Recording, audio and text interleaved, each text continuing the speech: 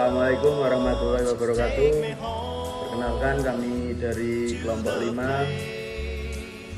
Saya Zaki Madara Dikta, NIM saya 2023 Nama saya Rendewan dengan NIM 2023 021 0073. Nama saya Fauzan Riyadi dengan NIM 2023 021 0059. Nama saya Reval Fizah, NIM saya 0081. Oke, di sini saya akan mempresentasikan yaitu Pancasila dalam pembukaan UUD 1945 yang merupakan sumber dari segala hukum di Indonesia. Nah, pendahuluannya yaitu Pancasila adalah dasar negara dan ideologi Indonesia yang menjadi landasan dalam pembangunan kehidupan bangsa dan bernegara.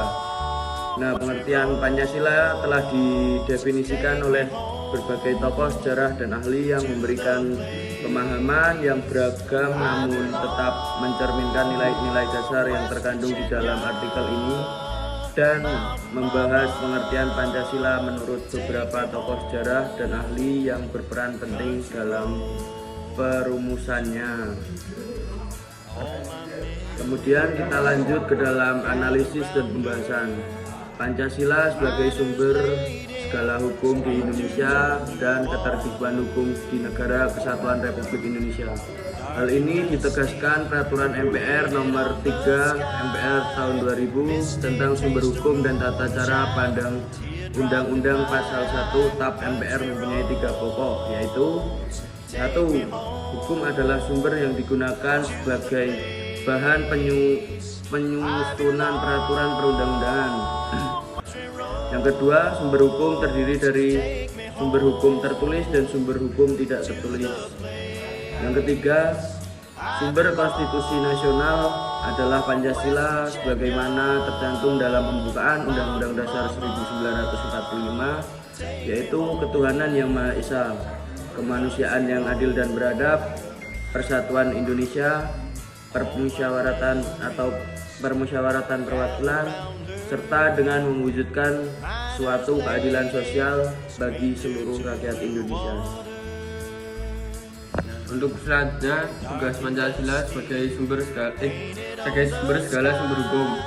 Tugas Pancasila sebagai segala sumber hukum berarti bahwa kedudukan Pancasila adalah yang pertama ideologi hukum Indonesia, yang kedua seperangkat nilai yang harus dimiliki di belakang hukum keseluruhan hukum Indonesia, yang ketiga pokok-pokok pedoman pilihan hukum Indonesia, yang keempat dan terakhir ungkapan nilai-nilai kejiwaan dan keinginan rakyat Indonesia juga dalam hukum. Untuk penerapan Pancasila sebagai sumber dari segala sumber hukum negara dalam membangun negara hukum di Indonesia. 1. Pelaksanaan sila ketiga Pancasila sebagai dasar negara. Hukum Indonesia sila ke-1 Indonesia untuk warga negara Indonesia.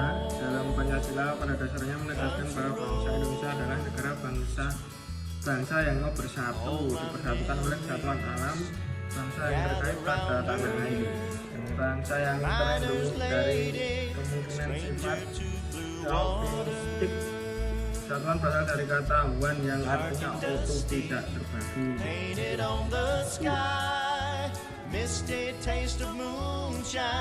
Yang kedua, Pancasila adalah pembangunan ideologi nasional. Pada saat mulai berlakunya garis-garis besar haluan nasional atau GBHN tahun 1978 dan 1983, pembangunan hukum tetap dipahami sebagai penciptaan hukum dan kepastian. Pada saat itu program pembangunan hukum difokuskan pada upaya normatif dalam pelaksanaan kodifikasi dan harmonisasi hukum, pemantauan kegiatan lembaga hukum, dan peningkatan kapasitas dan kekuasaan kepolisian. Selain itu, GBHN sedikit mengembangkan arah pembangunan hukum dengan menambahkan pengembangan bahan hukum, aparat penegak hukum, serta sarana dan prasarana hukum. Untuk pendidikan adalah simpulan Pancasila bertugas sebagai ideologi hukum di Indonesia sebagai warga negara. Kita harus tahu kedudukan Pancasila sebagai sumber dari segala sumber hukum. Selain itu, kita harus tahu bagaimana cara menerapkan Pancasila sebagai sumber dari segala sumber hukum negara dalam membangun negara hukum di Indonesia. Kedudukan kedudukan Pancasila sebagai sumber dan segala sumber hukum negara dan sistem hukum Indonesia yang memberikan arah dan tujuan serta menjadi norma-norma dalam pasal-pasal Undang-Undang 1945. Sekian presentasi dari kelompok kami, ada kurangnya mohon maaf. Wassalamualaikum warahmatullahi wabarakatuh.